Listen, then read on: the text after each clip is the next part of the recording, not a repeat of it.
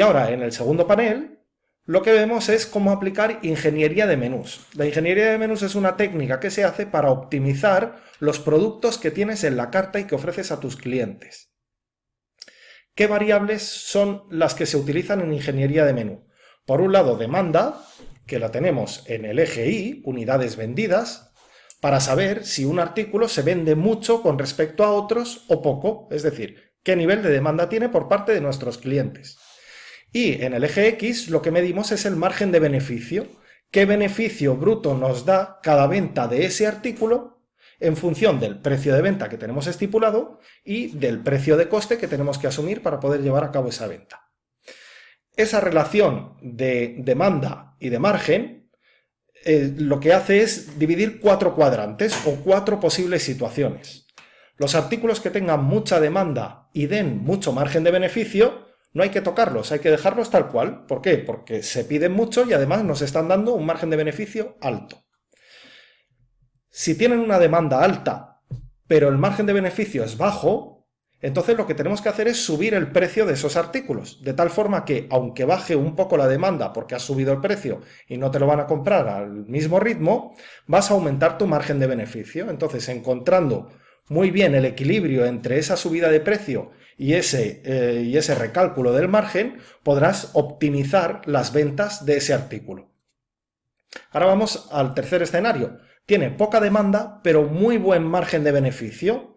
Entonces, ese artículo nos interesa venderlo más porque nos está dando un buen margen. Por tanto, podríamos bajar el precio para que, aunque merme un poquito el margen, sí que invite a los clientes a demandar más ese artículo. Y el cuarto escenario es el peor, aquellos artículos que tienen poca demanda y además nos dan poco margen. Entonces, en estos hay que analizar si realmente nos hacen falta en la carta, porque ni se piden ni nos dan margen y además provocan que el cliente no consuma otro de los artículos de nuestra carta que nos daría mayor rendimiento.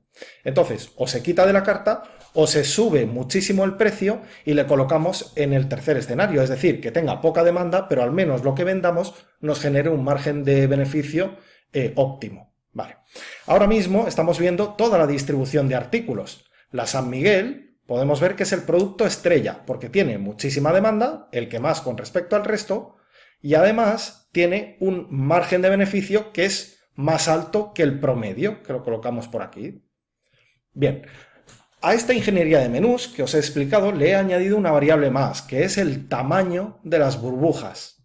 Entonces, ese tamaño de burbujas lo que representa es, a mayor es la burbuja, mayor es la desviación de ese artículo con respecto a su coste teórico y el coste real que hemos obtenido. Es decir, burbujas mayores son aquellos artículos que han tenido más desviaciones en el periodo, a efectos de gestión. Por tanto, tenemos 3 variables para analizar la ingeniería de menú y no las 2 habituales. Demanda, margen de beneficio y el ratio de desviación que tienen esos artículos. Lógicamente, la ingeniería de menús no se puede hacer sobre toda la carta en su conjunto, porque el cliente que bebe refrescos no bebe necesariamente cervezas, luego no compiten entre ellos. Por tanto, hay que analizarlo por familias. Si cogemos, por ejemplo, las cervezas de botella, lo que vamos a ver es ya una distribución de los artículos. Y aquí tenemos el cuadrante. ¿Qué podemos ver? Que la MAU de botella, porque estamos con cervezas de botella, es la que más demanda tiene, pero con respecto al resto nos da una rentabilidad más baja, una rentabilidad que si la vemos en el eje, X, es del 65,75%, cuando, por ejemplo, una San Miguel nos está dando un margen de un 75,93%. Luego, mucha demanda, pero un margen más ajustado que el resto. Deberíamos subirle el precio a la MAU. Vamos a un caso como la Budweiser. La Budweiser, ¿qué tiene? Poca demanda. La vemos, en la escala está más baja que John Smith, San Miguel y MAU, y además, sin embargo, tiene un margen de beneficio que es el más alto, porque es incluso más alto que el de la San Miguel, un 76%. ¿Qué podríamos hacer? Bajar el precio en este caso de la Budweiser, porque de esa forma lo que vamos a hacer es mermar un poquito el margen de beneficio, la bola se vendrá más hacia la izquierda, pero presumiblemente deberá subir en el escalafón o en el eje Y de unidades vendidas.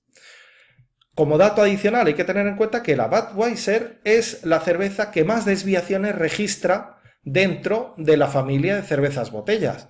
Entonces, si en lugar de tocar precio lo que hacemos es gestionar o controlar muchísimo mejor el flujo que hay desde almacenes hasta cliente final para esta cerveza, lo que estaríamos haciendo es reducir esa desviación y en consecuencia reducir el consumo, lo que nos lleva a mejorar el margen de beneficio.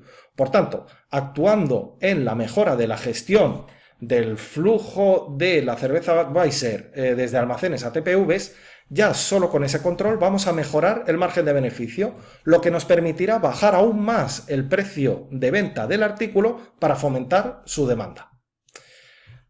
Caso de la Coronita, para ver el último, es el que menos demanda tiene, Coronita, y el margen de contribución que tiene, pues no es, o el margen de beneficio no es de los mejores, es el segundo peor. Bien, si subimos el precio de la Coronita, vamos a mejorar el margen, pero ya se ve de antemano que no va a superar o no va a mejorar la demanda. Luego, ¿qué podríamos hacer? Pues aquí tenemos una batería solo de 2, 4, 6 artículos de cerveza. A lo mejor por imagen debemos mantener la Coronita, pero si la queremos mantener en el inventario, lo que tendríamos que hacer es subirle muchísimo el precio, porque aunque merme su venta, al menos por cada unidad que vendamos obtendremos un margen adecuado. Y no impedirá, es decir, y no afectará tanto que un cliente elija Coronita con respecto a San Miguel, que sería el producto que más querríamos que pidieran nuestros clientes. Bueno, se trata de que vayáis jugando con los filtros y os vayáis acostumbrando a este gráfico tan dinámico, porque la verdad es que revela una información que es clave para que puedas optimizar los productos que sacas a la venta para tus clientes y de esa forma mejorar tu cuenta de resultados. Un saludo.